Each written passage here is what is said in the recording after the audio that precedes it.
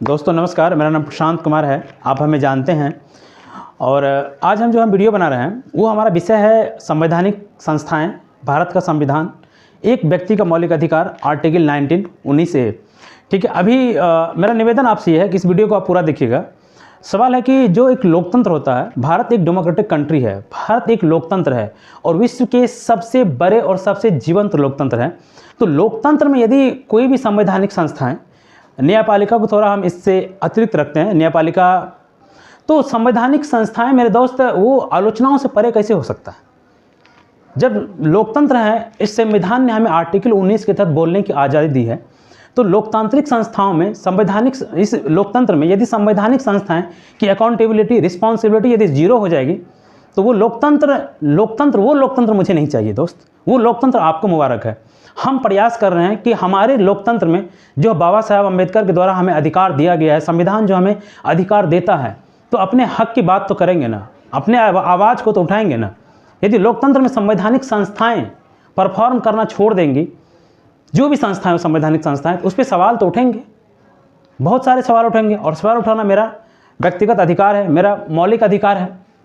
तो हम आपसे भी निवेदन करते हैं कि यदि हम बनाना रिपब्लिक नहीं है, हम एक जीवंत लोकतंत्र हैं जो संविधान से निर्देशित होता है और हम लगातार प्रयास करेंगे कि जो भी संवैधानिक संस्था है उसको अकाउंटेबल बनाने का, उसको रिस्पॉन्सिबल बनाने का, चाहे वो कोई भी लोक सेवा आयोग हो, संघ लोक सेवा आयोग हो या अन्य कोई संवैधानिक संस्थाएं हो, उसको अकाउंटेबल बनाने का हम प्रयास करते रहेंगे।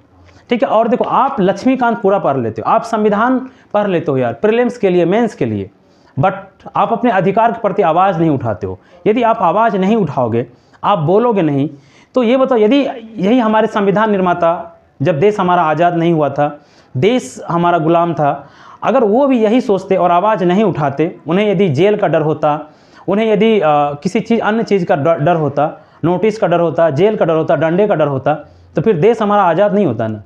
और आप पढ़े लिखे व्यक्ति, आपको पता है कि एक नया कॉन्सेप्ट चल रहा है, नव उपनिवेशवाद।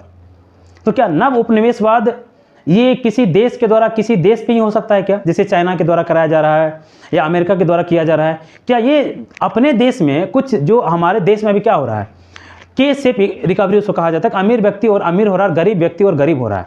तो क्या ये हमारे देश में ये नव उपनिवेशवाद एक नई तरह का नहीं है क्या?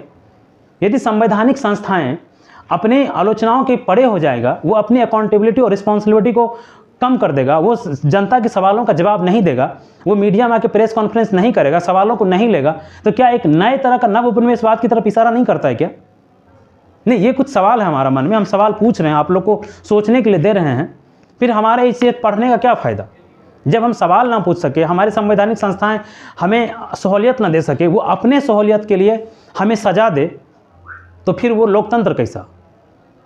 तो लगातार हम कुछ मुद्दे पे वीडियो बनाते रहेंगे।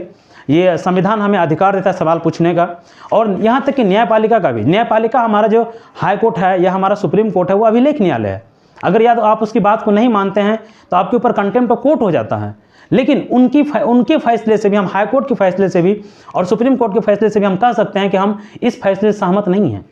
हाँ, हम न्यायपालिका की आलोचना नहीं करते हैं, हमें सीमित अधिकार वहाँ प्राप्त है, लेकिन हमें ये अधिकार प्राप्त है कि हम न्यायपालिका से भी कह सकते हैं कि माननीय न्यायालय, माननीय जज महोदय, मिलॉर्ड, हम आपके इस फैसले से सहमत नहीं हैं। तो भाई, मेरा निवेदन है आपसे, मेरा रिक्वेस्ट है आपसे कि आपको जिस भी संवैधानिक संस्थाओं से शिकायत है, जिस भी संवैधानिक संस्थाओं से आपको शिकायत है, आप उस संवैधानिक संस्थाओं पे से सवाल पूछें, सवाल खड़ा करें। यदि आप सवाल खड़ा नहीं करेंगे तो संवैधानिक संस्थाएं पब्लिक के ऊपर ऐसा ना हो कि वो अनअकाउंटेबल हो जाए, वो रिस्पॉन्सिबल ना रहे। तो ये नहीं होना चाहिए था एक लोकतंत्र में। ठीक है, चलिए फिर मिलेंगे किसी अगले वीडियो में, तब तक के लिए आपको बहुत बहुत धन्यवाद।